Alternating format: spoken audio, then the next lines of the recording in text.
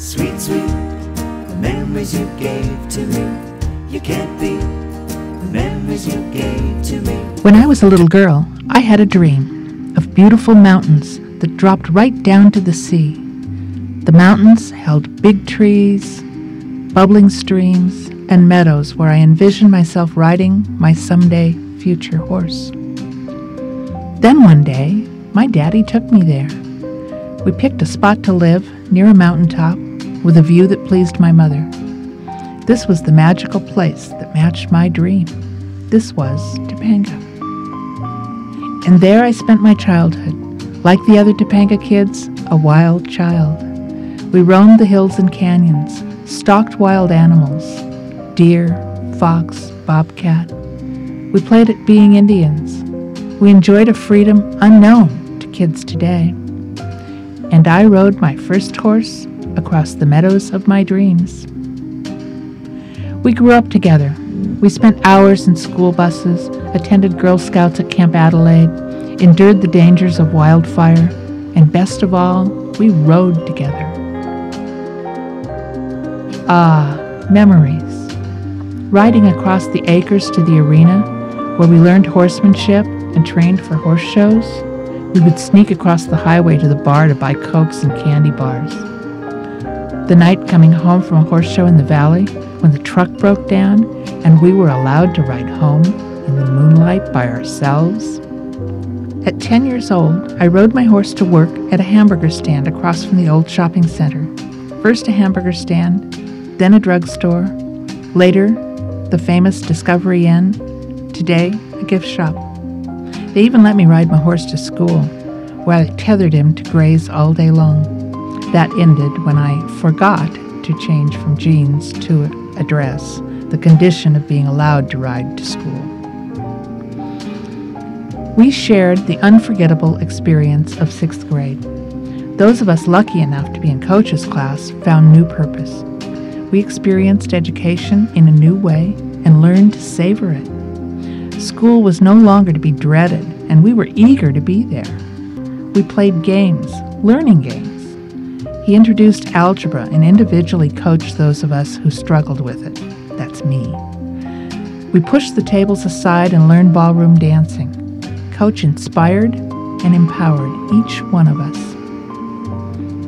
But we grew older. Suddenly we were teens, learning to drive, attending high school, first Canoga, then Taft. Now we drove ourselves to horse shows. We snuck out our parents' cars late at night. We rode the fire trails. We teased the gays at the clubhouse. We snuck booze into drive-ins. We had parties. Oh, Topanga parties are famous. They still are. But eventually we drifted away and lived our lives. Married, sometimes married again, had children, fulfilled professional dreams. Others took alternative directions. We scattered far and wide, Hawaii, East Indies, France, all over the U.S. A few stayed in or returned to their Topanga roots. Our bios tell our stories. And here we are, together again.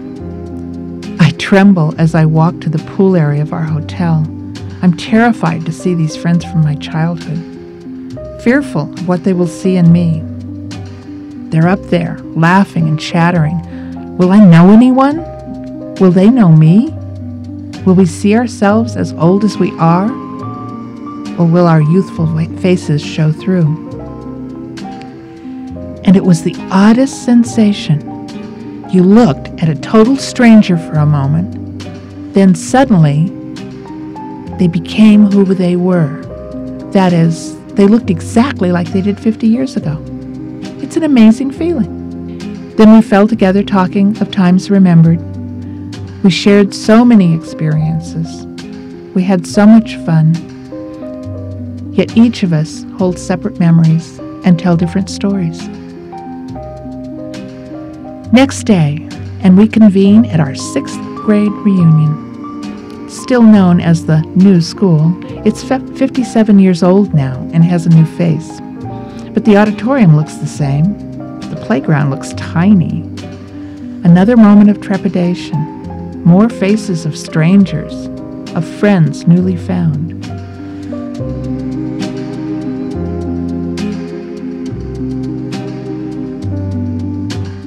Two dear friends are not there.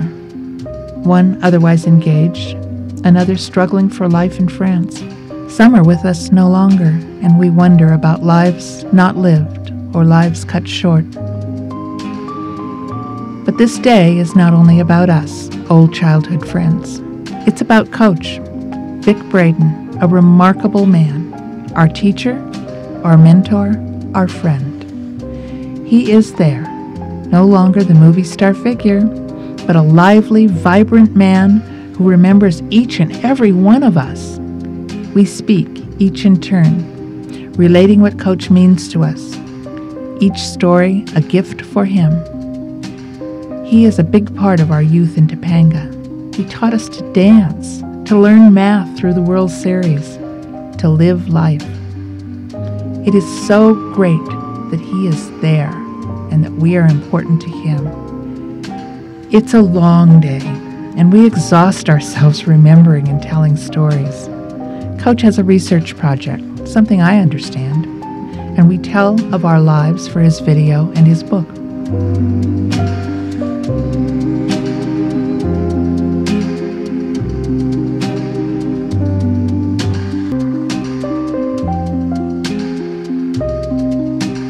The crowd grows thinner. We vacate the hall. Last stop, Historical Society. A book, The Topanga Story, yields more memories. I'm in there. My mother's there. My father. I drive through the canyon, perhaps for the last time, looking for landmarks, seeking my memories. I drive up my road, identifying homes of people long gone, looking for Coach's house. Can't remember which one it is. My little stable, built of stone by my daddy, is gone. There's a chain across my driveway. I long to see my old home, but I don't walk up. Like my other classmates driving by their old homes, I don't intrude. I go on. Last stop, the Trippett Ranch, now a state park, as is the 92. 92 acres of land that remained undeveloped throughout my childhood. It still is, and it's the place where I galloped my horse across the meadows of my dreams. Memories you gave to me. I'd once stolen night of bliss. It can't be the memories you gave to me. One girl, one boy, some grief, some joy. Memories are made of this. Sweet, sweet memories you gave to me. Don't forget a small moonbeam. Sweet, sweet memories you gave to me. Hold it lightly with a dream. It can't be the memories you gave to me. Your lips and mine, two sips of wine. Memories are made of this. Sweet, sweet memories you gave